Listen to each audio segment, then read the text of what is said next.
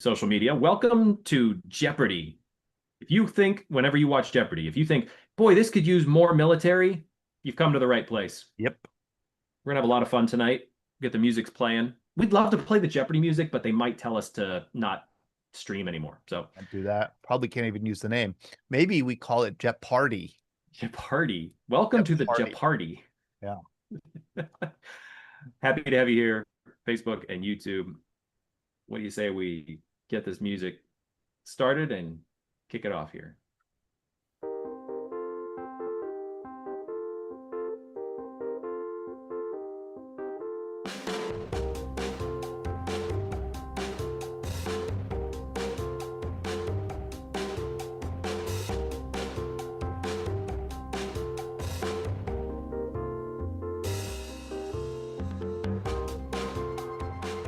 Good evening, everybody, and welcome to Veterans Breakfast Club Jeopardy. I'm Todd DiPastino, and my co-host Sean Hall. Hello, Sean.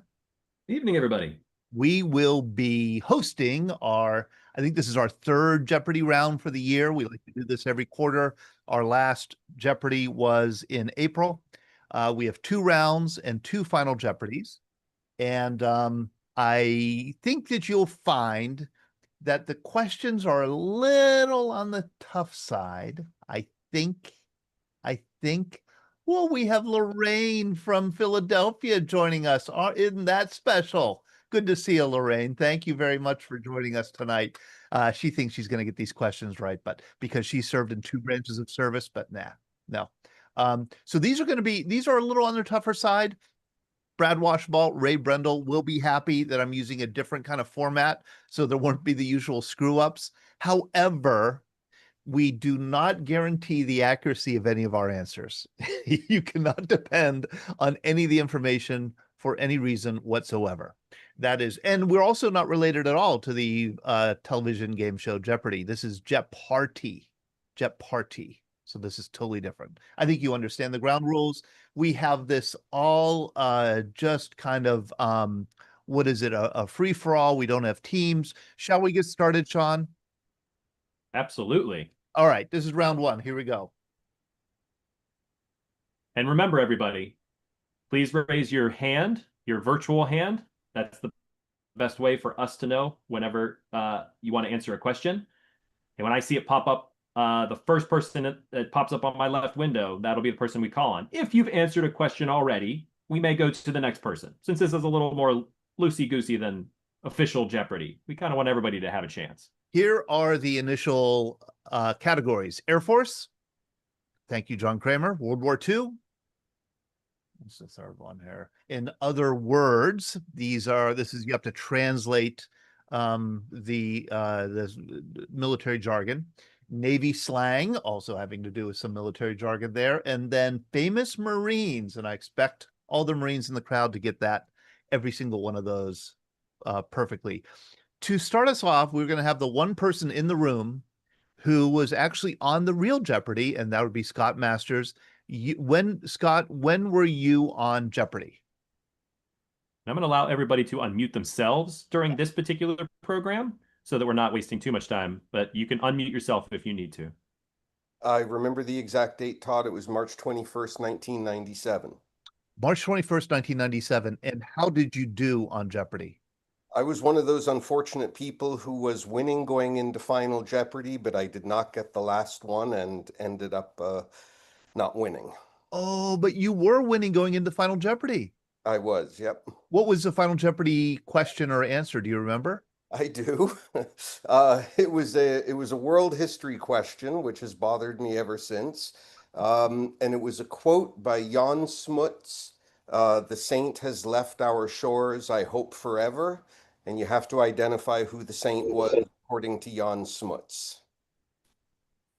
The saint has left our shores, hopefully forever. And it was 20th century history, I should point out. I have no idea. I'm sure there are people in the audience who know. Ray Brendel's shaking his head. Ray? John Kramer? Lorraine? They're shaking their head no. No. I don't know if there's anybody in this room who would know that answer. It was Mahatma Gandhi. Greg Yost just put it in the chat. Greg, of course Greg would know. of course he would know. You know, okay. Well, you're going to start us off. What would you like to start us off with here? I'll do a World War One for 100. World War II for World 100. War Two. My Here it apologies. is. World War II. This widely used communication method was designed to save cargo space during World War II. Raise your hand if you want to answer the question? Dave Seaver. Dave Seaver. You can unmute yourself, Dave. I'm trying. There you go. Sorry, if I'm not mistaken, the answer is what is pinafore? Incorrect. Incorrect. Well, had to give it a crack. Give it a crack. Greg, Anybody yes? else? This widely used communication method was designed to save cargo SOS. space during World War II. SOS? Who said Barb, you're unmuted, but you can raise your hand. that? Who said SOS? SOS, Barb? Is that you, Barb? What is SOS? No. Thanks. Okay. Let's focus on widely used. Widely used. This means like everybody used it. Here is my bargain with the crowd. I will only raise my hand if no one else raises a hand. Thank you, Greg. I How appreciate about very what much. is VMail? Yeah, that's it. What is VMail? Why isn't this working? That was more than enough time for Greg Yost to Google that answer. There you go. What is VMail? That's exactly it. VMail was used to save cargo space, and it did.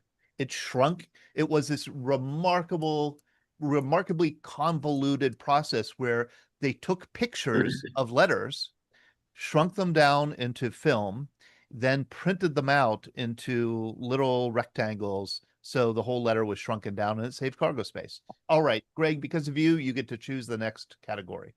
Well, out of respect for there you are. How about famous Marines go for 100? Get started. Famous Marines for 100. Right.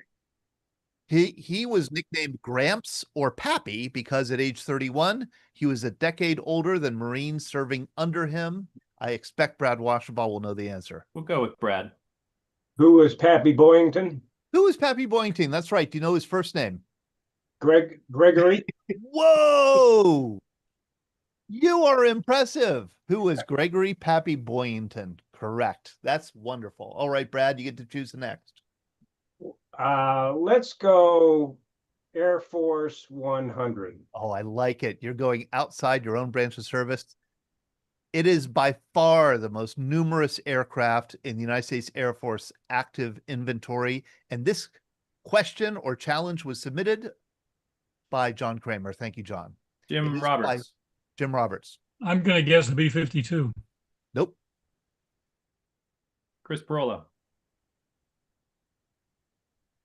It is by far the most numerous aircraft in the United States Air Force's active inventory. Wish you were here, Bob. Guessing the F-16, a Falcon. You got it. What is the but you didn't say what is the F-16. Yeah. Somebody slap him on the wrist. Chris, we'll still let you choose. You get one mulligan. One mulligan per game.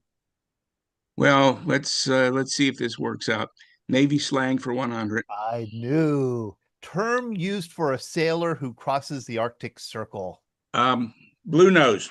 Yes, good. What is a blue nose? You are out of mulligans. It still wasn't a question, though. Oh, That's what I mean. He's out That's of two in a mulligans. row. He should be Yeah, docked, and Right. I think some push-ups are in order, maybe swab his neck or something like that. Brad, you get to choose the next. Yeah, Chris he doesn't get to choose because he didn't say what is. Yeah. Which is really a dumb thing, by the way, but that's the rules. I didn't make them up. All right, Brad, you're next. I think, in other words, for 100 looks rather interesting. Here we go. I'll be interested too. I don't remember what it is. Navy calls it the National Ensign. Raise your hand, everyone. The Navy calls it the Lorraine, there's no way you know this. What is a 01? Nope. That would be the rank. The ensign. The Navy calls it the National Ensign. When you look in the Navy handbook or the Blue Jackets handbook or whatever it's called, it says this. It says something like this.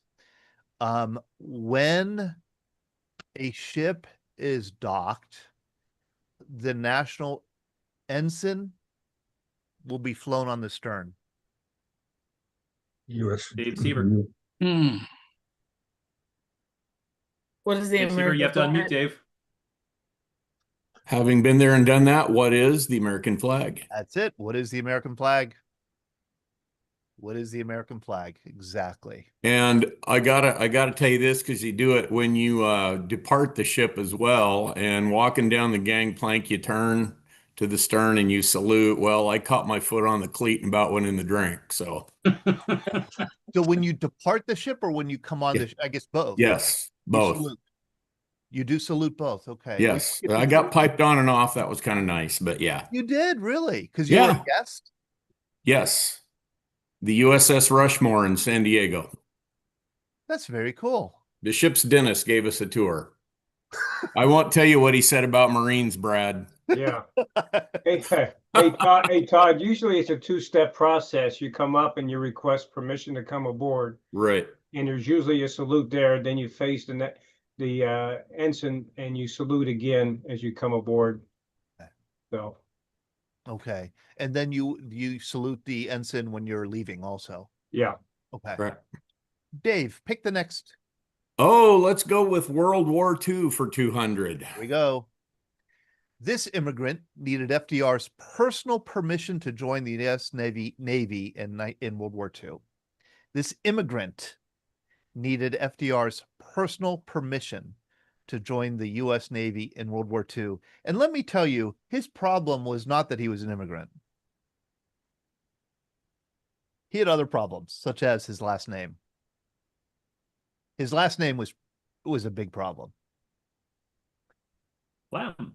Oh, You can unmute, Clem. Clem, this is good. All right. Oh. I mean, it was, that he was an immigrant from Germany was bad. But I see Lorraine cheating. I see her cheating. I could tell that she's cheating. Clem, I unmuted you, but we're having a lot of mic. Let's go to Ray. Ray? What is Oh, Hitler's nephew? Yes. Who was William Patrick Hitler? Adolf Hitler's nephew. Yes, exactly. That his nephew joined the U.S. Navy. Boy, was he a strange character. He had 3 children, settled in Long Island. I think became like a phlebotomist or something like that, and had 3 children who swore they would never have kids so that the name could die off. I believe that was the case. Okay. Chris, you get to choose the next one. Let's do in other words for 200. In other words for 200, Barney style. Oh.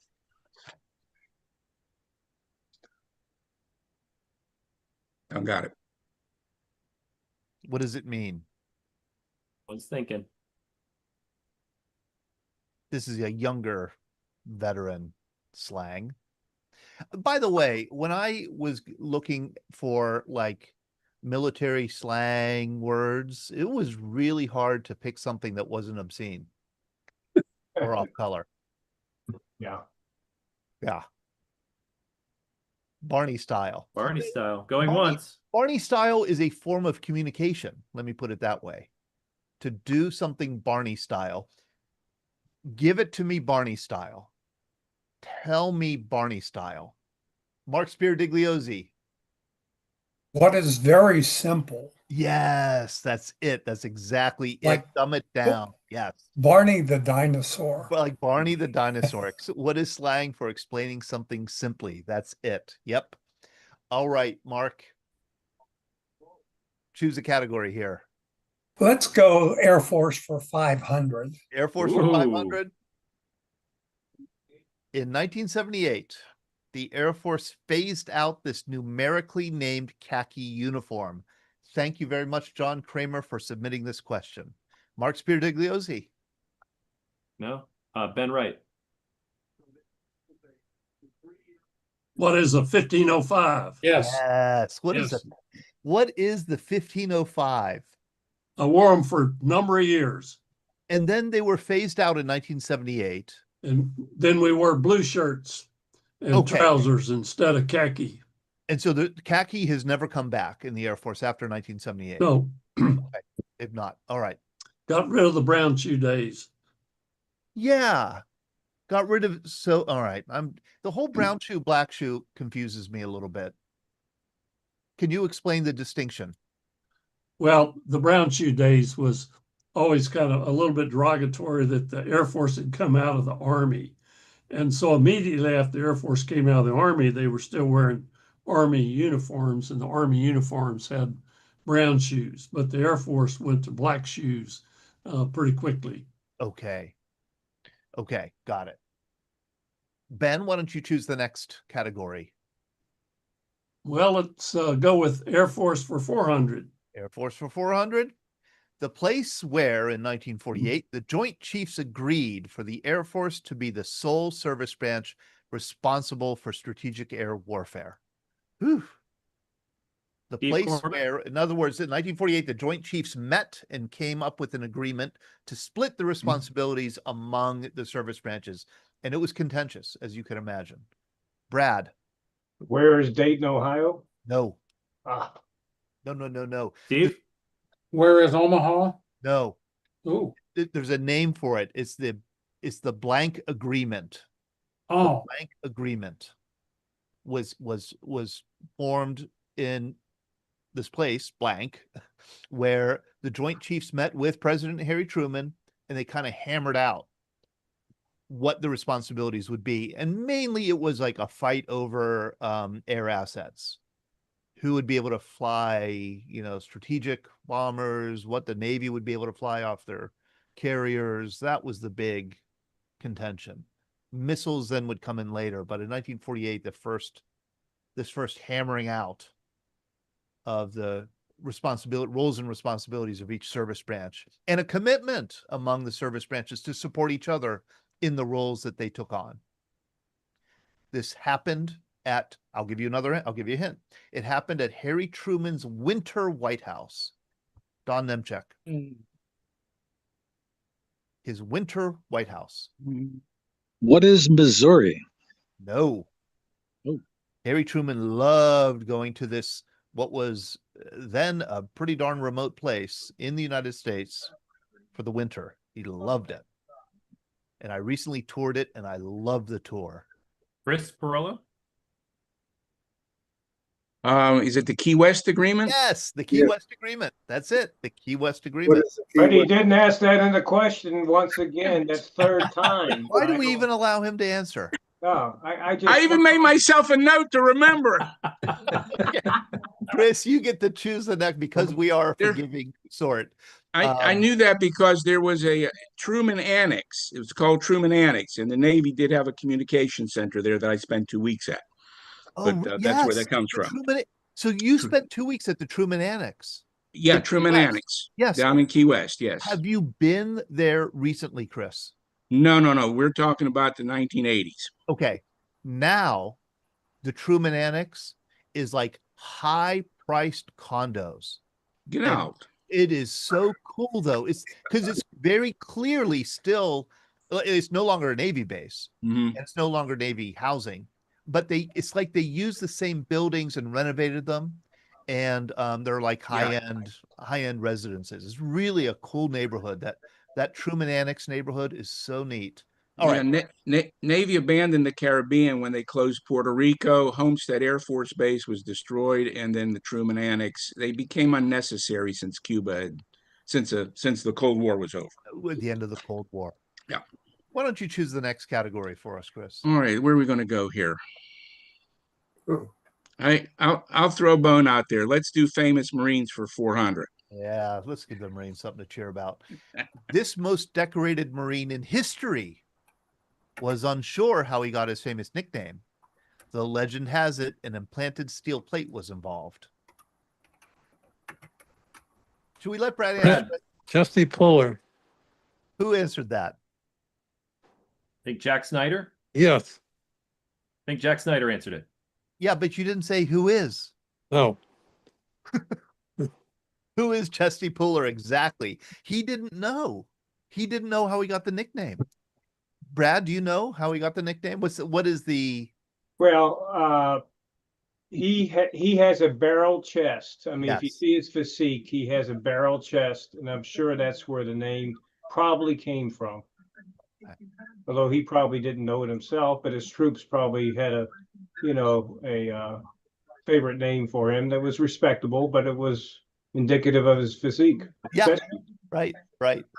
And what do you say in boot camp? Do you have to say good night to Chesty Puller wherever you are?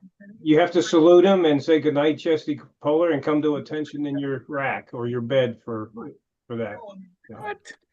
The most decorated Marine in history. Okay. Brad, why don't you choose the next one? Let's go Navy slang for 200, please. Navy slang for 200. Term used for the meal served to sailors working the late or overnight shift.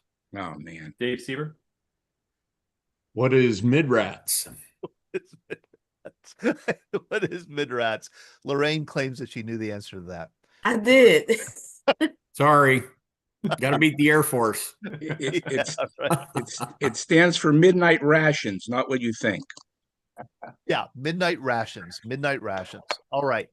Lorraine, could you choose the next category, please, for us? I can't see the categories, but Navy slang. Navy slang? All right. For whatever is left on the board. I can't see the board. You can't see the board. Term for the shortened 2-hour work shift, usually between 1,600 and 2,000 hours. Term for the shortened 2-hour work shift, usually between, and thank you, Don Nemchek, for submitting this one. I see Chad Riddle. Let's get Chad involved here. What is the dog watch? What is the dog watch? Now explain the dog watch to me, please. Well, basically, when you don't want everybody to have the same watch all the time. So when you do the dog watch, like on the Ford 8, the Ford 8 does from 4 to 6. And then the 12 the mid watch would take over from 6 to 8.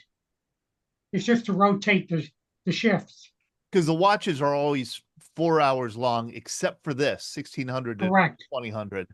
Then you have two-hour, so that you can, everybody can have dinner between those hours, right? Yeah, we're just trying to confuse people like you. Yeah, it really is confusing. And then why it's called the dog watch? Who knows? Who knows? Apparently, it's because the what's the constellation? The dog constellation. Sirius appears in the sky during that watch. Oh, you Navy people! All right. You are unbelievable, really. All right, Chad, please pick. How about Navy for 500? Navy for 500. Term of unknown origin, of course, used for stop or cease in the Navy.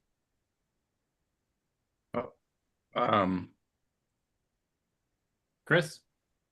Okay, what is stand fast? No, it kind of rhymes with it, though. It's a word Scott. that I hold it. Jim McStay. I can see Jim. Oh, wait. Jim McStay knows. He knows. Can you unmute Jim? What is a vast? Yes. What is a vast? Honestly, I didn't know a vast was a word. I thought it was like a software program, or I thought it was it's an antivirus, isn't it? Like an antivirus. I feel like I heard them scream it in Pirates of the Caribbean, but I figured it was a pirate term and not an actual Navy term. Barb is nodding her head. Yes. Barb, does Bob Smith know what a vast means? Yes, he does. Okay. That's why I love preparing Jeopardy, because I don't know the answers to any of these. I mean, these are just things I get to learn this stuff. It's fun. All right. Who's up? That was you know what, that word is more likely to be used in a nautical sense when you're hailing a ship or something like that. I would never walk down the corridor to stop somebody and say, "Hey, avast." That wouldn't be the word. But, so Chris, but you're right. It means stop. No. Hold on. No, this is important because there's a distinction between, I guess, nautical terms and Navy terms, because there are nautical terms that you would only use in connection with the ship, right? And then there are terms that are used in the Navy, like cover for a hat. But a vast would only be used in the context of a ship. Right. If you're hailing a ship, or well, I'm getting some shaking heads here. Maybe I ought to back off of that. But I could not see saying, well, yeah, I think its origins have to be with nautical, when you're hailing a ship, or Yeah. you're telling somebody pull over, Yeah. or stop where we can board. But Okay. never mind. Okay. Yeah. Who gets to choose next? I kind of lost track here. I think Jim.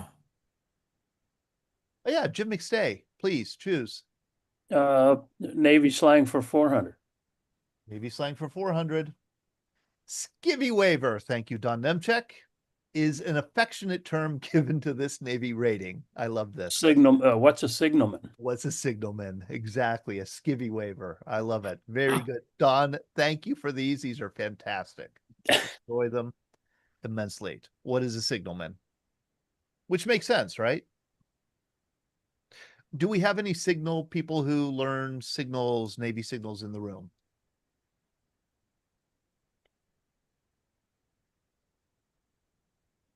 I can't see anybody raising their hand. I don't see anybody raising their hand.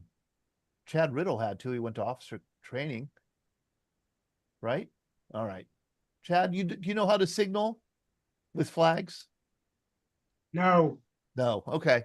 I used to know most of them, but I never really learned. Okay. You just you were taught them, but you never learned it. Something like that. Okay. Okay. I'm familiar with that. All right. Todd, if you're interested, the flags will have alphabetical and numerical. Different design will be alphabetical and numerical. And the way to do it quicker than just spelling out a sentence is to have three or four letters there that you could signal, and it means a certain command or a certain sentence. Got it. So that's how you can do that faster than just spelling out a word. But it's alphabet, and 1 through 0 through 9 there are the flags. And so you have that would be in the Chris. That would be in the code book. Because those codes would change.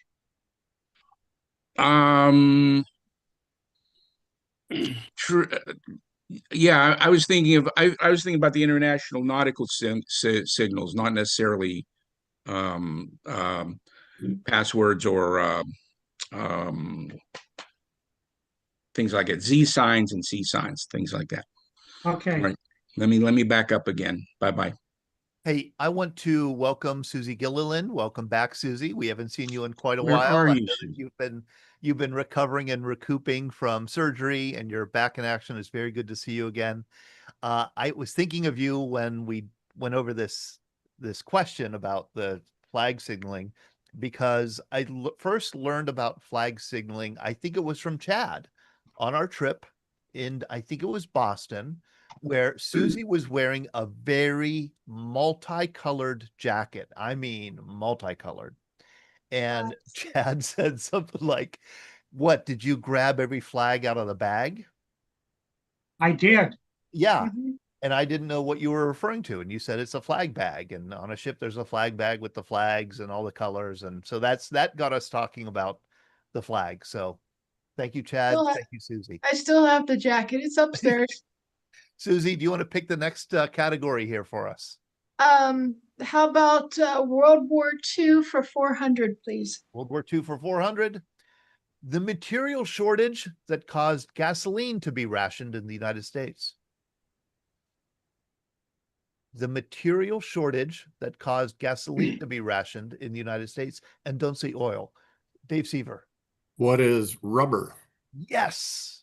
What is rubber? We had plenty of oil. Texas was full of it, but we didn't have rubber because I didn't know Texas is full of, but we won't go there tonight. Sorry, had to do it. Well, rubber happened to be only grown in East Asia at the time, and Japan had taken that over. Rubber had come from South America originally, but it wasn't grown anymore by the 40s. So the whole rubber shortage was probably the most critical shortage of the whole war for the United States. All right. I want to know, Brad Washabaugh, Yes. Being a Marine and being very specific, does this board just kind of irk you right now that it's not like everybody went 1 to 500, 1 to 500 and went right down the line, or is it okay to jump around the board? I think it's okay to jump around. That's bold. I like that. You know? Dave Seaver, you get to pick the next category. All right, let's go Air Force for 200. Air Force for 200.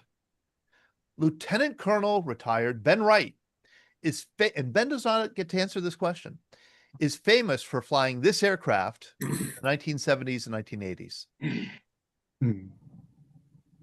Brad Washabaugh.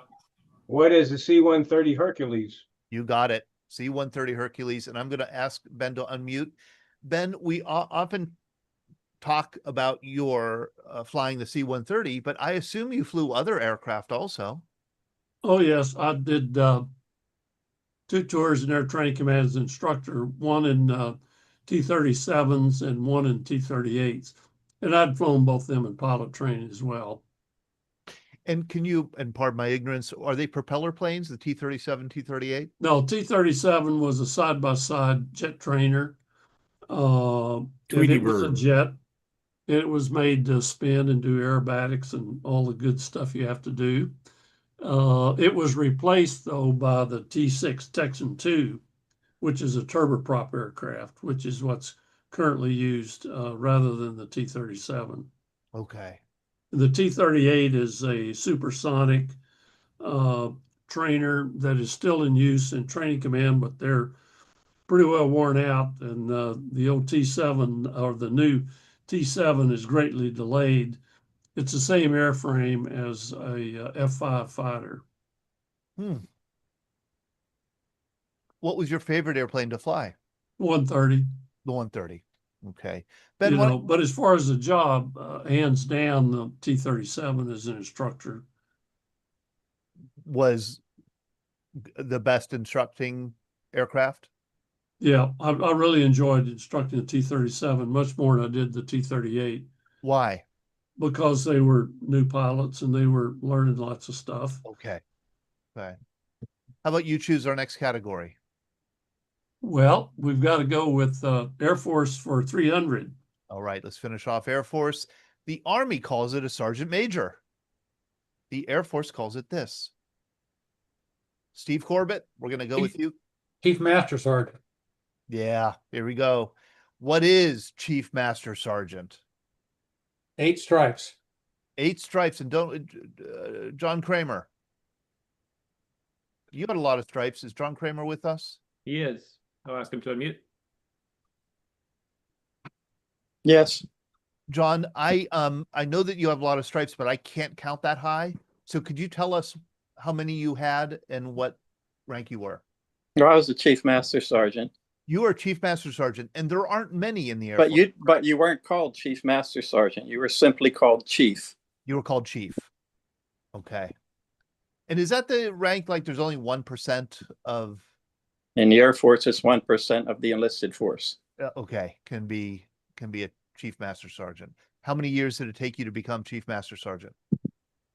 You got me thinking now. I think it was 18. 18 years. Ooh. Wow. That's quite an achievement, I'm sure, when you reach that pinnacle. All right. John, you get to choose the next category. World War II, 500. And I want to thank John, by the way, for submitting questions to Jeopardy. It was really helpful and really wonderful to include them. All right. Oh, I love this one. General Omar Bradley, correctly named, Ken Kazak, if he's on, Ken would like this. General Omar Bradley correctly named this Illinois state capital when he when challenged by a guard during the Battle of the Bulge. But the guard detained Bradley anyhow because he thought the correct answer was Chicago. Springfield. What is Springfield? What is Springfield? Exactly. Springfield is the capital of Illinois. That was the challenge question. The guard was convinced that Chicago was the capital of Illinois, so he detained Bradley because Bradley answered correctly Springfield. I love that anecdote. All right. Who gets to choose the next one? Who answered that one? Heard the voice, but I didn't see who answered. The voice. I know. Jack Snyder. Oh, Jack, go ahead. World War II, 300. World War II, 300. The first Army group was unusual for this reason.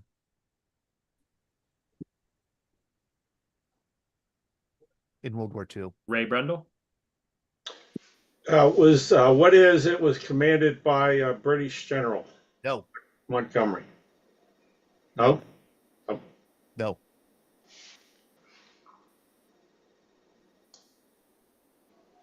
Greg Yos. I thought Ray had his hand up also, but are we at the end of the line where we need Yeah, to we're at the end of the line. answer? The first Army group did not exist. Yep, did not exist. That made it unusual. What is? It didn't exist. It was created as the decoy with General Patton as the head of it, right, Greg?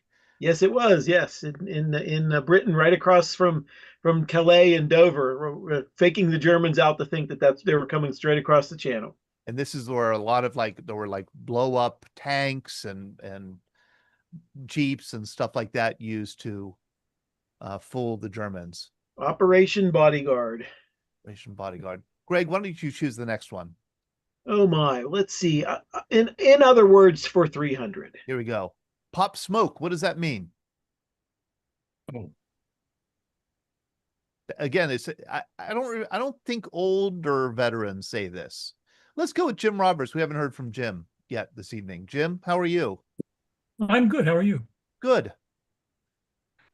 What does throw a smoke grenade mean? No. If a young vet says, I'm going to You're in the wrong war, my friend. 1960s, if you said pop smoke, you'd just thrown a smoke grenade. Yes, but this is like taking it another step. You're throwing a smoke grenade for a reason. Nancy Smoyer. What is using a smoke to identify where you are? No. This is slang. Okay, you're. Let's say just hypothetically, Dave Seaver, Brad Washball, and I are at a bar, and it is 2 a.m. and I say, or Dave says, I'm going to pop smoke. And Brad and I say, what are you? We're just getting started. What is Dave saying? Brad? Leaving. Yeah, I'm going to leave. That's what it means. To young vets. Jim Roberts doesn't like it one bit. What is slang for leave or depart? Right? Isn't that what it means? Isn't that what younger vets? Dave and you I mean, you're. I never heard it. See, this is where we get into trouble. Most of the Army guys I dealt with were unconscious, so. Okay. All right. Well, that wasn't a good thing. It may not be right. It may not have been an Air Force slang term. All right, let's move on. Brad, why don't you pick the next category? I think we've neglected the Marines too long. Let's go famous Marines for 200, please. This Iwo Jima Marine was a member of the Acamel Otham, an indigenous people living in central and southern Arizona and northwestern Mexico. They're also known as Pima. Who is Ira Hayes? Jack, yes. Who was Yes. Ira Hayes? Ken, you were going to say the same thing, right? Yes, I was. I love that Ken is so safety conscious that he wears a seatbelt even when he's sitting at home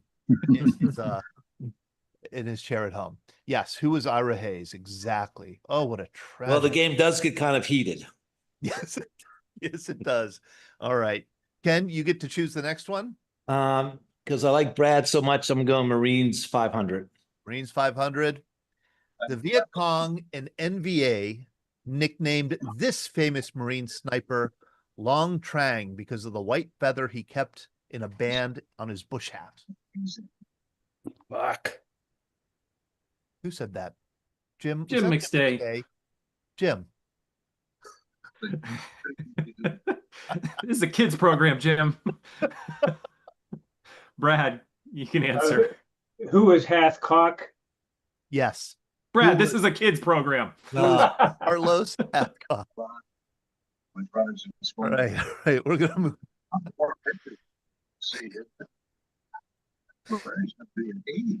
All right. Brad, go ahead and pick. Yeah, Brad, you pick. Let's finish off the Marine Corps, please. Marines, famous Marines. All right. Could you explain who Carlos Hathcock was, though, Brad? He was a Marine sniper. He was had the most confirmed kills. I don't recall the number. It was somewhere around 200 or so. He was gravely injured. They put a bounty on his head in Vietnam. He was gravely injured in an ambush where he got burnt. Following Vietnam, he was instrumental in forming the Marine Corps Sniper School in Quantico, Virginia, and he is. I think there's several marksmanship awards given out in his name in annual competition at Camp Perry. Oh, that's wonderful. I didn't know that he was instrumental in creating the school. Yeah. Oh, that's good. And I knew there was a bounty and there was a really big effort, the NVA and Viet Cong, to kill him. Yes. And so that ambush was a deliberate strike against him. Right. Okay. Yes. Do you want to go with finish the Marines off here, Brad? Let's finish it off. This famous Marine wasn't Cajun, despite his Louisiana heritage and French last name, which he pronounced Lejeune. Brad? Who is John A. Lejeune? Who is John A. Lejeune? Why do the rest of us call him Lejeune? It's just easier to say. I say Lejeune all the time, but you get a few distinct people to say Lejeune. It's almost like raising your little pinky when you have a cup of tea. Most Marines just say Lejeune. Yes. But so it's not like if I say Camp Lejeune, yeah, that's perfectly normal. If I say Camp Lejeune, people say like, what the heck is he talking about? You would say he's very well read. He's a man of class, distinction, good looking, and a whole other thing. And describes me perfectly. Thank you. Yeah. All right. So in other words, Brad, let's pick the next. In other words, let's go for the 500. Let's go for the big one. What? Who wrote these? Always getting Marines. What Marines call fatigues? We're gonna go with Don. What are dungarees? No. That's good. No. The Army calls them fatigues. What do Marines call them? Nancy Smoyer. What are utilities? Yeah, right. Isn't that right? Utilities. Is that correct? That's absolutely correct. And what do Navy sailors also call them utilities? Or they don't have them? Dungarees. Dungarees, which is what Don said. Okay. And sometimes you get BDUs. I think the Army calls them BDUs. They may have battle dress uniform. Battle dress uniform. Right. Okay. One more. In other words, here we go. DFAC. Dave Seaver, this is all you. What is a dining facility? That's right. What is a dining facility? I remember the first time I heard somebody say DFAC, I didn't know what they were talking about. The mess hall, the chow hall, or dining facility. Again, this is latter-day slang, right? This wasn't slang when Jim Roberts was in the Army. All right. That's the first round. Let me see here. Do we have any comments, questions, rebuttals? Boy, we have a lot in the chat I haven't seen. All right. Let's do our final Jeopardy for this round.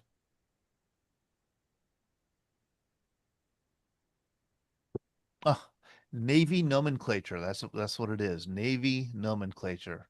Don Nemchik, I don't mean to keep muting you. We can just hear your TV in the background. Navy nomenclature. Here we go. These two-masted ships were used as floating prisons, which explains the origin of the Navy word for a place you don't want to go. Oh. These two-masted ships were used as floating prisons, which explains the origin of the Navy word for a place you don't want to go. Ben Wright.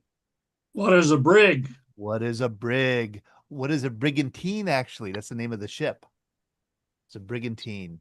Are brigantines completely obsolete? They no longer exist, I assume. Yeah, they were from the age of sail, correct?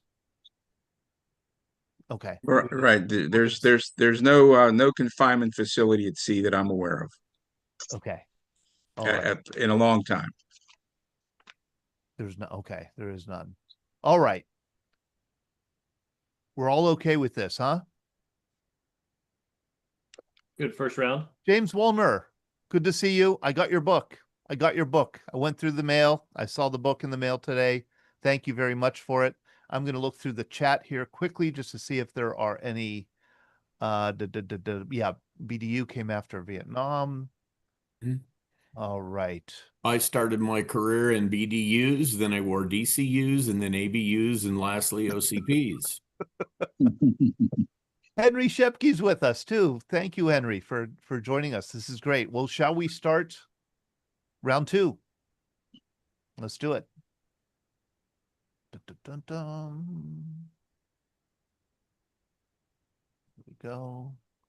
All right, here we go. I could see some contention ahead. The categories are celebrities, Vietnam, police actions, obsolete. These are weapons, ranks, equipment that are obsolete, and military bases. And police actions are military operations that don't rise to we don't call them wars. We don't, they're not the major wars. They're smaller operations that took place between the major wars. All right, Carol Popchalk, we have not seen you for a while. It's great to have you back. I think we need to welcome you back with giving you the honor of opening this round of Jeopardy. She's so honored.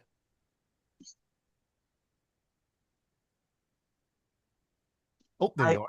I went Carol? to lunch with some cousins today, and I had makeup on, so I decided I'd let you see my face tonight. Nice. Good. I appreciate that. I thought you got dressed up for us, but that's okay. Oh, well, that goes without saying. I'm going to go to the only category where I think I'd have a shot at getting an answer, and that's celebrities. Yep. But I am an orderly person, so I'm going to start off with celebrities for 100. Good. Here we go. As an Air Force radio intercept operator in Germany in 1953, this airman was the first American to receive word of Stalin's death. Who is Johnny Cash? Who is Johnny Cash? Excellent. Jack Snyder. Jack Snyder. Thank you, Jack. Who's Johnny Cash? And that's probably why Johnny Cash dressed in black from then on. Yes, that's right. In honor of Stalin. And as an intercept operator, and I'll ask John Kramer or anybody here, just because you receive the message, does it mean that you know what the message says? Or are you just taking down like a code and you don't necessarily know what the code is?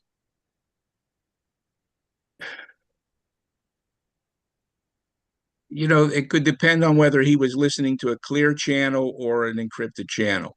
Okay. If he's listening to an encrypted channel, he was able to read pretty deep. If it's a clear channel, over the air channel, or even something obscure, and they were listening in the clear, then that would have just been easy. Okay. Okay. Chris, you want to pick the next one? Okay. Let's see. Police actions 100. This operation, conducted in 1983, exposed communication and coordination problems between the different branches of the U.S. military when operating together as a joint force, and triggered sweeping changes in the Department of Defense command structure. What was the invasion of Grenada? Yeah, wonderful. Also known as Operation Urgent Fury. Urgent Fury, okay. Yeah, very good. Thank you, Chris. Could you pick the next one? Let's go down the same list there. 200 police actions. This event on October 3-4, 1993 saw the largest number of U.S. casualties since the Vietnam War. 93. What was the bombing of the... No. Your hand wasn't raised, Chris, I don't believe. That's right. That's right. John? That's right. Sorry. Who do we have? Dave Seaver? I think Ray beat me to it. Okay, Ray? Ray? What is Mogadishu? Yeah. What's the Battle of Mogadishu? Operation Gothic Serpent. The attempt to extract, what was his name? Like this. Adid. Yeah, the warlord Adib from a hotel, I think, and he wasn't there. All right. 93. Okay. It's in Korea. Ray Brendel, go ahead. Ray, and pick. why don't you choose the next category? Let's do military bases for 100. This old 19th century Western fort has been the home of military intelligence since 1971. No. Yeah, this old 19th century Western fort with a funny name has been the home of military intelligence since 1971. Well, we've John Kramer. I bet you spent time there. Did you ever spend time there? You did not. No, I'm guessing it's Fort Huachuca. Yes, Fort Huachuca. But so you did not do intelligence training there. No, that was the Army. Oh, so I think now it's joint intelligence. I think it is, but maybe you're so old that yeah, that was before the joint training. Okay, great. John, why don't you choose the next one? Vietnam 200. Senators Wayne Morse, Democrat from Oregon, and Ernst Gruning, a Democrat from Alaska, were the only two members of the House or Senate to vote against this measure in August 1964. There were only. What is Gulf of Tonkin? Yeah, what is the Gulf of Tonkin resolution? That's correct. Is that Jack again? Yep. Yes. Very good. That's it. What was the Gulf of Tonkin resolution? Can somebody explain to us what the Gulf of Tonkin resolution did or said?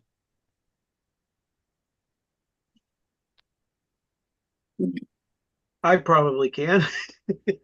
Shocking. Yeah, tell us, Greg. The U.S. had sent quote unquote advisors to South Vietnam, but it was increasingly clear that the U.S. needed to act directly. An incident off the coast of North Vietnam where several North Vietnamese PT boats may have torpedoed or shot at or approached U.S. destroyers was blown up by the U.S. by the Johnson administration to ask for essentially unlimited powers to, I forget the exact terminology, but something to the effect of protect American forces in Southeast Asia. So for all practical purposes, the entire legal structure of the entire Vietnam War was based on that, an interpretation of that phrase.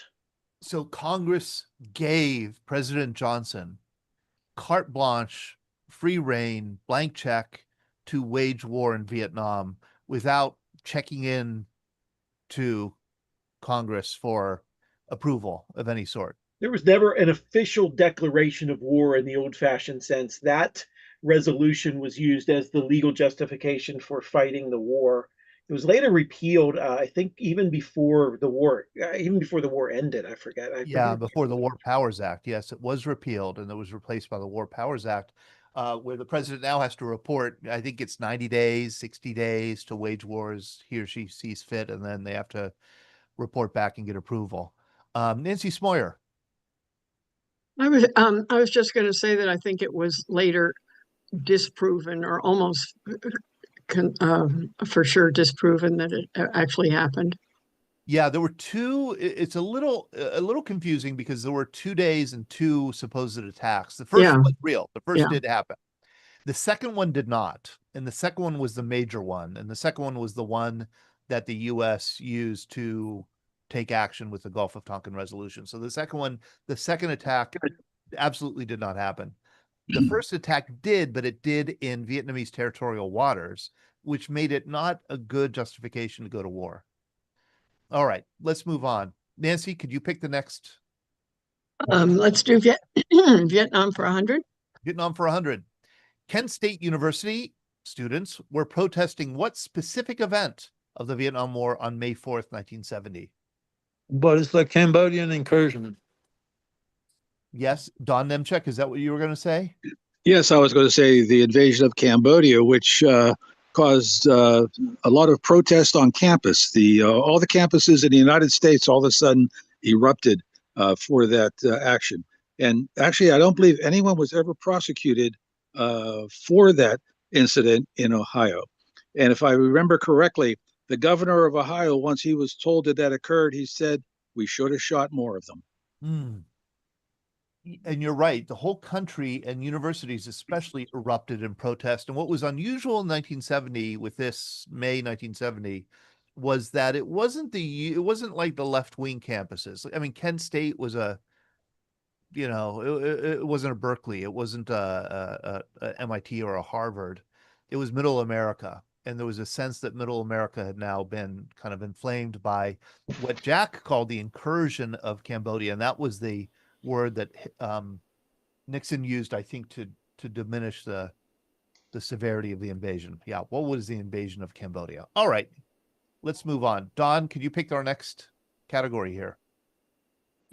Okay, let's stay with Vietnam for 500. Vietnam for 500. Name of the U.S. surveillance ship that was attacked by North Vietnam in the Gulf of Tonkin. Brad? Oh, let's go. Ken? Ken? Zach? What is the Pueblo? No. Oh, sorry. No. Pueblo was that was 1968. Different North event. Korea. Yeah. What was the name of the U.S. surveillance ship that was attacked by North Vietnam in the Gulf of Tonkin in 1964? Larry Woods. Larry Woods knows. You're muted, Larry. Go ahead and unmute yourself. The second one was the Turner Joy. What was the Turner Joy? And the first one was the USS Maddox. You get bonus points for that, Larry. Yes, the USS Maddox, and then the second day when they were trying to draw fire from the North Vietnamese, the Sea Turner Joy joined the Maddox. Correct. Yeah, the Turner Joy. They've proven that was a glitch in their radar because of the fog, and the Maddox.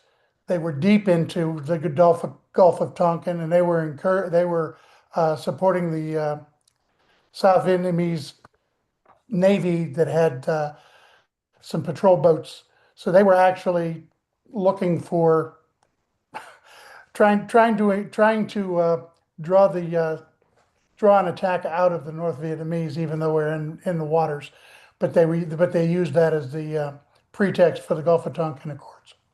And I think both ships, the Maddox and the Turner Joy, I think are both museum ships. Maybe one of them, I think, is in like Washington State. I'm pretty sure Bremerton, maybe. I don't know. See, I don't know what I'm talking about, but I'm pretty sure I've seen the Maddox or the Sea Turner Joy, one of the two. And I think it was the Maddox, but it could have been the Sea Turner Joy. All right, Larry, you go next. Vietnam 300. The parallel used to mark the division between North and South Vietnam in 1954. What is the parallel? Larry? 17th. That's the 17th. Yep, 17th parallel. All right. Subtropical. 400. 400. Project Popeye and Operation Commando Lava were two imaginative attempts on the part of the U.S. to do what during the Vietnam War? Project Popeye and Operation Commando Lava were two imaginative attempts on the part of the U.S. to do what during the Vietnam War? And they were imaginative. And they were somewhat successful. Don Nemchek. This is just a guess, but what is rescuing the POWs? No.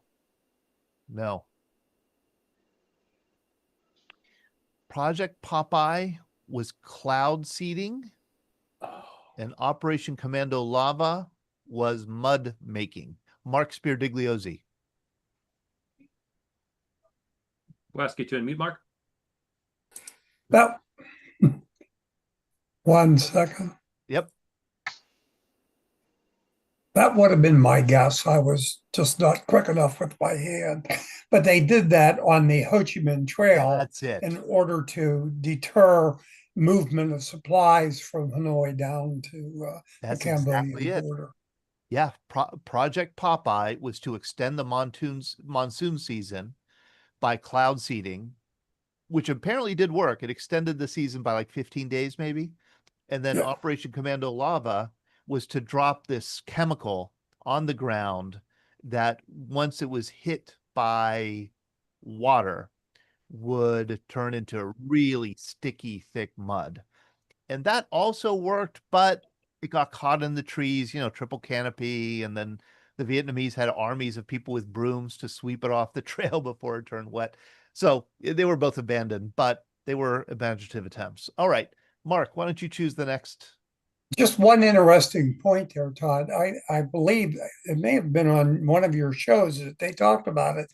That brought on the advent of moving those supplies down by bicycle, where they would load up 500 pounds on a bicycle and travel by night down the slip and slide with those bicycles, go down to Cambodia and turn around and come back. So let's do military bases for 200. Todd. Military bases for 200. The Defense Language Institute Foreign Language Center is located in this scenic setting. Jim Roberts, did you spend any time there? Well, there were two DLIs. The DLI I was at Fort Bliss, Texas, which was the sand capital of the world, as far as I'm concerned. When I got the orders, I thought I was going to go to the Presidio. That's it. So the answer would be, what is the Presidio? What is the Presidio? Yeah. And do they, my understanding, so there's DLI, Defense Language Institute, Foreign Language Center, but there's another DLI, or do they do the same thing, or are they two different centers for two different purposes? I don't know at the time. And again, this was 69, 70. We had 3-month training at DLI, but there was also a 3-month, 6-month, and year-long training at the Presidio. As far as that's concerned, but so that's all I know. John Kramer, you were at the Presidio. No, me and Jim Roberts were both at DOISW at Biggs Field, Fort Bliss, Texas, for Vietnamese language training. I could have really. Yes, my teacher was the wife of a serviceman, former combatant. She was very good.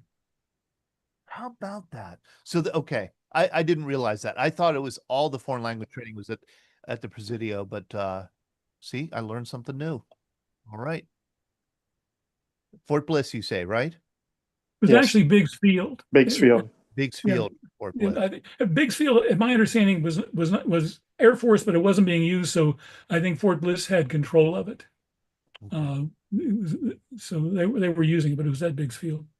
Jim, could you choose the next one? Let's go with military bases for 500. No. The Coast Guard does basic enlisted training here and officer training here. And I'm looking for the name of the town. The towns.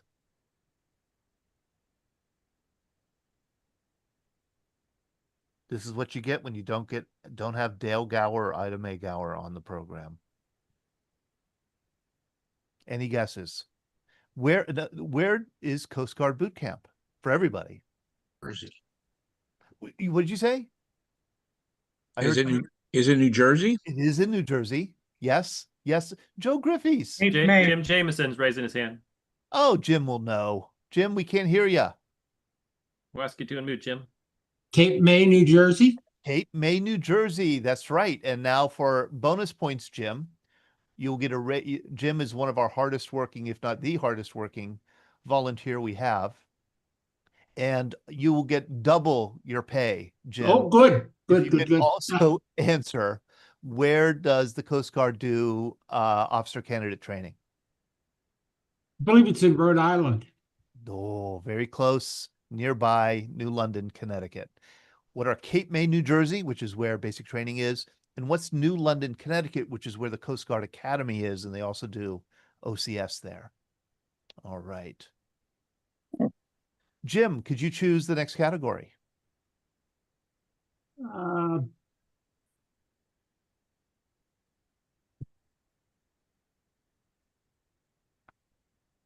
Military bases for 400. Here we go. This is the oldest continually operating military base in the United States.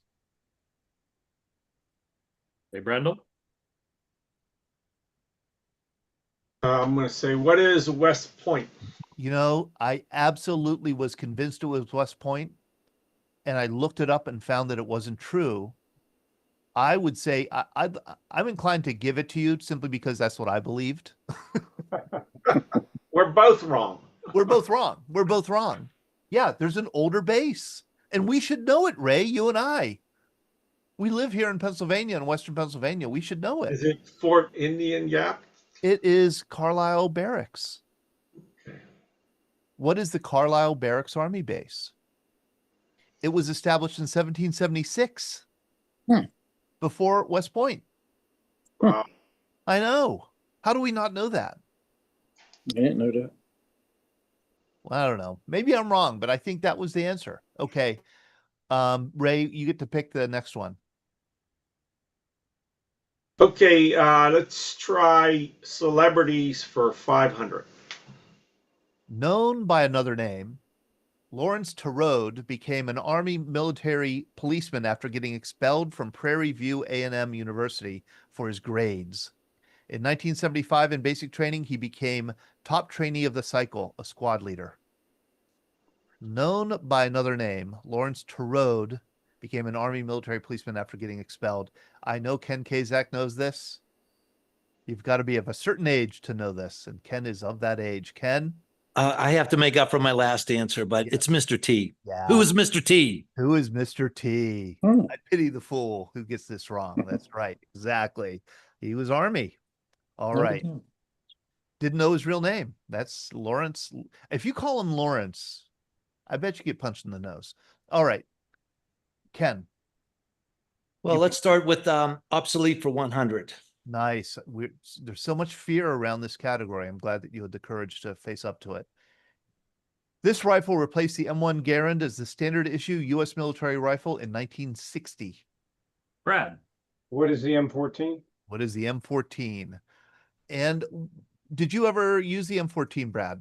Yes, I did. When I first entered officer training in 1974 and 5, we fired the M14. It's 30 caliber about, and it kicks like a mule, but it's very sturdy. It's heavy, and it wasn't suitable, as I've learned by reading in Vietnam, because it was heavy and bulky, and it was replaced by the M16. It was replaced by the M16. It was accurate. I think it's still in use as a sniper rifle. Yes. Yes. Very accurate. Yes. That's what I've heard. I read that again, doing research for this game, that it still is used, or a modification, a version of it is still being used as a sniper rifle because of its accuracy. But you're saying, Brad, that the fallback was it was heavy to lug around. Yeah, heavy, and the ammunition was heavy, and in the environment of Vietnam, they wanted a more lighter weight weapon with more capacity for ammunition, and that gave the M16 an opportunity to prove itself, which it had problems, as everybody knows, when it first introduced. So in Afghanistan, because, you know, a lot of the troops now carry the M4, which is a shorter version of the M16 and has a range of approximately 600 yards. The AK-47 is a 30 caliber weapon and therefore has a longer range. So they started handing out one M14 to every squad for the Army guys who were out in the countryside, so they could engage before the M4s could. Right. And you used to see M14s on Navy ships too, for during shark watch, swimming, just security on a ship. The sailors would have M14s. So you're saying that really the M14 is not obsolete. I inaccurately added it to this category, thinking that it was not used anymore, but it still is an active service weapon. In very special uses. Very special uses. Right. I can verify that, because that's what the Marines would carry for swim calls, and anytime you had such an operation there, they'd always have an M14 slung over their shoulder, ready to go. Huh.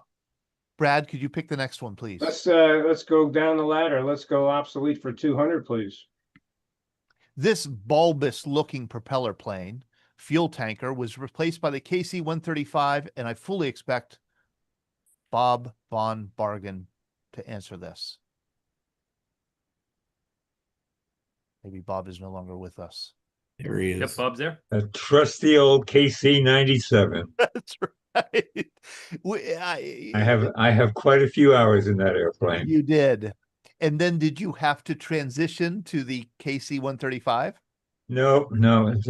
Also, the KC-97 I guess other airplanes were called the same thing. It was called the flying speed brake. Flying speed brake. In order to refuel, you had to descend rapidly. Am I correct? I was trying to figure out a way to describe its look. Am I correct to call it bulbous looking? Yes, Pan American Airways, flew them for a number of years. Okay, Bob, could you pick the next category? Military bases for 300. Let's see here. This tiny, remote World War II Pacific island is now home to the Bacholtz Army Airfield and the Ronald Reagan Ballistic Missile Defense Test Site. This tiny, remote World War II Pacific island is now home. Bikini. Brad? Nars? Say, what is Wake Nars. Island? Hold it, Nars. How are you? Okay. Bikini. What is bikini? No, what is Bikini Atoll? Very close, but no. No, I like the guess because Bikini Atoll, was it destroyed by the atomic bomb? Don't know. I mean, I know that's where a test was used, above ground testing, Bikini Atoll, and I assume that it destroyed the Bikini Atoll. Who else? Somebody else have their hand up? Brad went to answer. Brad. I said, what is Wake Island, but it's may not be correct. No. Greg Yost. What is Kwajalein? Yes, man, unbelievable that you know that. What is Kwajalein Atoll? Yeah, tiny. I mean, it's Wake Island size, right? I believe. Yes, yeah. And very remote. I actually had no idea that there was still a base there or military activity there. Okay, yeah, that's out there. Bikini, by the way, the island is still there, but it's uninhabitable. So. Okay, because of the fallout. Correct. Yes, okay. yes. Got it. All right. Greg, could you pick our next one? Sure thing. Let's do celebrities for 200. This soldier was traveling from Seattle to Fort Ord in 1951 when his airplane ran out of fuel over the Pacific. He swam to shore with a life raft near San Francisco. Oh, I'm going with Ken Kazak. Ken? Todd, seriously, I just read this 2 weeks ago. Who was Clint Eastwood? Yeah, it's a great story. Who is Clint Eastwood? He was in the Army. He was a lifeguard, I think, in the Army or something like that. Like a nice job at Fort Ord. He had a girlfriend in Seattle. He hitched a ride and with the Navy on the flight back. The plane ran out of fuel and they ditched in the ocean. And I think it was only him and the pilot. They both got out of the plane separately. He swam to shore. They took him to a Coast Guard station eventually. And he eventually learned that the pilot did make it also. And he said, yeah, it was a near-death experience. That's a good one. By the way, before I pick, did you see Chad Riddle's comment? No. No, it's in there. It's funny if you know Clint Eastwood movies. I'm sorry. Okay. Get off my lawn. My lawn. Yeah. Right. Okay. Okay. Obsolete for 300. The Navy and Coast Guard attempted to reintroduce this obsolete rank in 1982, only to abolish it a year later and replace it with Rear Admiral lower half. Nars. Commodore. Yes. What is Commodore? What is Commodore? I didn't know that it was. I thought it was like had been gone for a long, long time. Didn't realize that it was introduced briefly in 1982. Brad, did you know that? Yes, I remembered the Commodore rank was assigned to amphibious task groups and larger naval units like that. They had the rank of Commodore.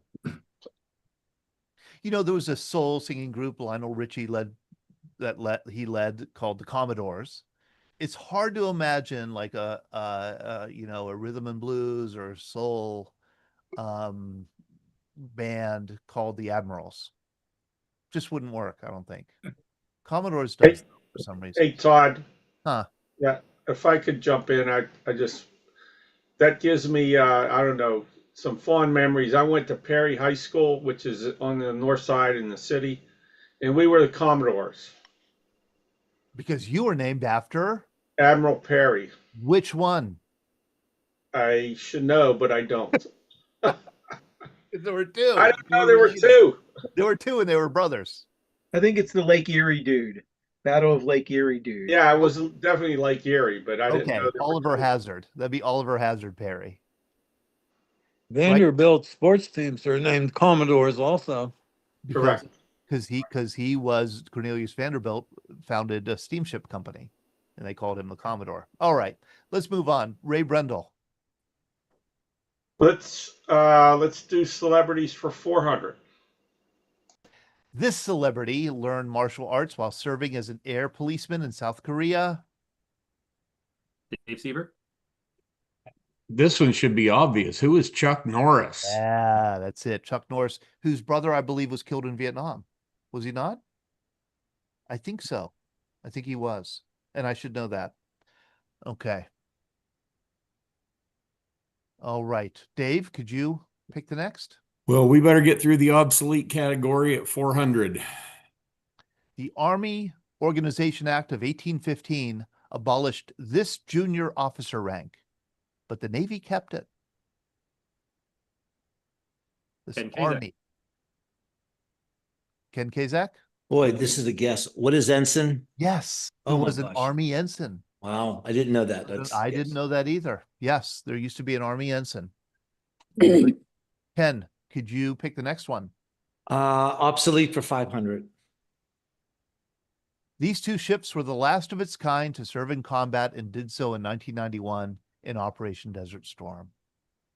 And I know Brad knows it. I know Ray knows it. I know Chris knows it. I know Don knows it. Anybody else? Dave Seaver knows it. Come on. Anybody else? These two ships were the last of its kind to serve in combat and did so. They were, I think, last anywhere in the world. Don Nemchek, we're going to go to you to answer this question. What are battleships? Yeah, what are battleships? And it was the USS Wisconsin and USS Missouri, right? Brad, is that correct? Yes, and there was a battleship that fired off the coast of Lebanon during Beirut crisis also. Oh, okay, yes. And that would have been before Desert Storm. Right. Can somebody explain to us, and Greg Yost, maybe we'll turn to you, could you briefly describe why battleships became extinct and when did they become Extinct? Well, the argument is that some say they should still be around. Obviously, air power, dominated starting in the Pacific War. You can hit a target 300 miles away. What's 26 miles here or there? But the U.S. had been building some pretty hefty battleships. The Iowa class here, Wisconsin, Missouri, New Jersey, and Iowa, which served pretty well as shore bombardment, and also when they were chasing down Japanese ships. They were reconstructed during some used in Korea and Vietnam, and they were and brought back in the 80s to serve as both gunships for naval support on toward shore and also cruise missile carriers. I think the back batteries were taken off and they were cruise missile carriers.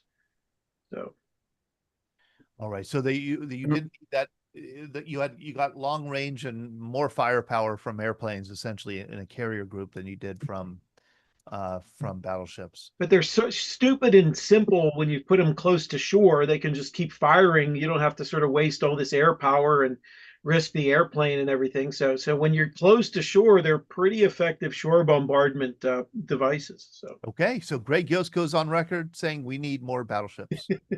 All right, Greg, do you want to pick the next category? Well, if we're talking police actions here, right? And I just brought up Korea and Vietnam, so let's go for 300. So. Operation Power Pack in 1965 saw the U.S. invade this country. Dave Seaver, do you know this? I do. What is the Dominican Republic? How do you know that? I don't know. I was only 5, but you are a man of great knowledge.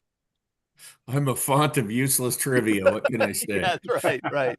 Could you pick the next category, please? Oh, well, let's go with celebrities for 300. We'll clean that one out. And by the way, the invasion of the Dominican Republic in April 1965 gets overshadowed because of Vietnam. Otherwise, I think we'd probably remember it more.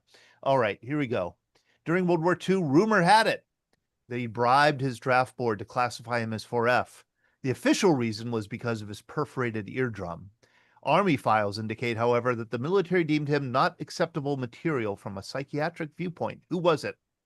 Who was it? And once again, I got to go with Ken Kazak. It's tough for me to say this, and I hope I'm wrong, but who was Frank Sinatra? Oh yeah, it definitely was Frank Sinatra. Yeah. Yeah, the rumor was it was quite a controversy that gets kind of forgotten about by the late 50s. But at the time during the war, it was quite controversial that Frank Sinatra, there were a lot of rumors that he had kind of bought his way out of the war with a 4F classification. That made him, that hurt his popularity among adults. All right, Ken, could we? Right there where you are, police actions 400. Operation Praying Mantis on April 18th, 1988 saw U.S. naval forces retaliate in this body of water against mine damage to the American guided missile frigate USS Samuel B. Roberts. Somebody apart from Brad. I know Brad knows it. Operation Praying Mantis. What body of water did it do its action in? Brad? And this is the Straits of Hormuz. My good friend Tom Hastings took down an Iranian oil platform during that operation. That's right. I call it the Persian Gulf, but you were more specific, the Straits of Hormuz. What is the Persian Gulf? Okay, and the last one. The longest running humanitarian airlift in history occurred here between 1992 and 1996. Steve Corbett, we get you involved. I was thinking the Berlin. I jumped. What do you guess? I was going to say the Berlin airlift. Berlin airlift. No, Berlin airlift was 1 year, but this lasted for almost 4 years. Humanitarian airlift.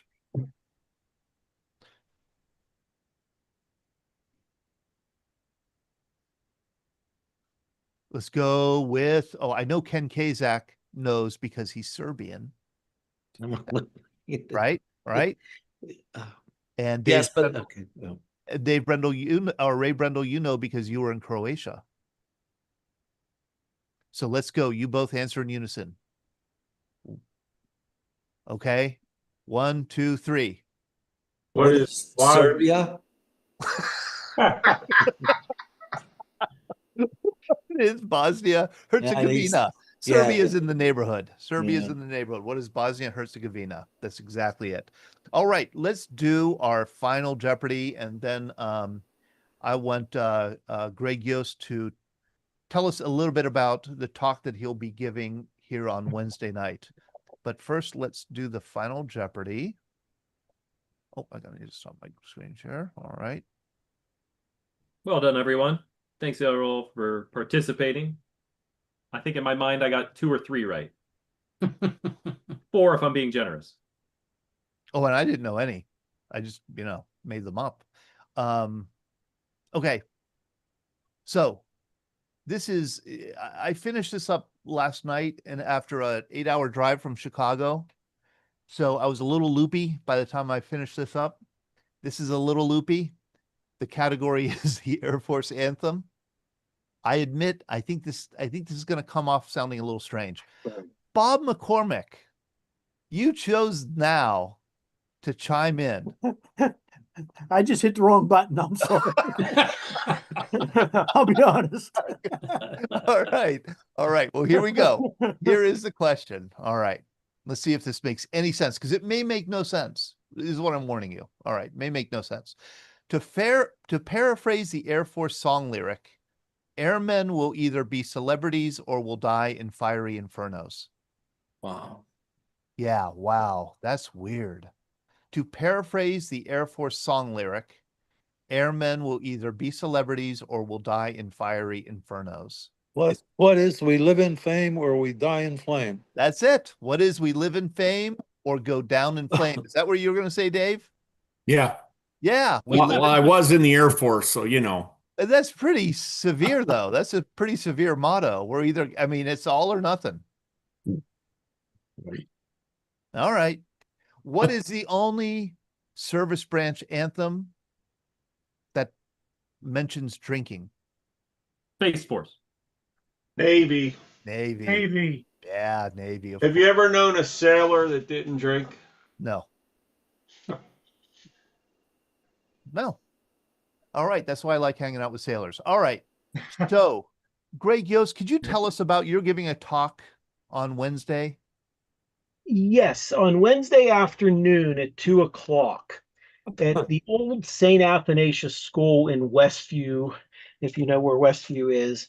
I'm giving a talk on the 80th anniversary of the Hiroshima and Nagasaki bombings. I think a crowd like this is sort of interested in that topic. The 80th anniversary will be August 6th and August 9th. On the major news networks, you'll probably get 5 or 10 minutes or something like that, but obviously it deserves a little more than that. So I'll be giving a talk on the 80th anniversary. I want to do a history of the Manhattan Project and the bombing, ideally maybe a little into sort of a brief history of the whole nuclear era over the last 80 years, and then discuss the ethics of it. So these questions come up. I see Ben's planning to be there, which will be good. I'll definitely pick his brain on the ethics side of things. I put my email in the chat. Thank you for that Zoom link. Thank you so much for that. And you can email me if anyone wants a Zoom link chat password there. You email me or email Todd. He has the info. I know, a lot of people are from way out of the area, and it's just whatever. We're a Zoom community here, so I definitely want this to be Zoomed. But it'll be in person at the old St. Athanasius School, which is now called the Our Lady of Mount Carmel Parish, 2 o'clock Wednesday, 80th anniversary Hiroshima and Nagasaki bombings. Okay. Thank you, Greg. And yes, there's a Zoom link here in the chat. The password is 80thHN, and you could watch this. I certainly do plan, if I can, to at least watch on Zoom. Thank you. And that's at St. Athanasius. St. Athanasius School, which is, it's one of those Catholic parishes that's been merged with other parishes. Right. The parish is now technically called the Our Lady of Mount Carmel Parish. As we all know, as Pittsburghers, we all refer to things by their old names. So it's also probably, if you want to attend in person, it's probably easier to find on a Google search if you talk about St. Athanasius. I forget if I got that into the chat or not. But also it will be on YouTube as well, on my YouTube channel. So if anyone who can't make it and wants to catch up with it later, a lot like all these programs here, it will be on there as well. So. And we should let people know that we'll be back here Thursday night to talk about the Canadian story of Juno Beach and D-Day. Scott Masters will be part of this conversation, help leading the conversation. We will have a Juno Beach veteran on also, Jim Parks. And that's Thursday at 7 p.m. Thank you, Scott, for joining us. Thank you all for joining us tonight. This is a lot of fun, as always. Hope to see you Thursday night. And then we'll see you next Monday again. All right. Take care. Good night, everybody. Thank you.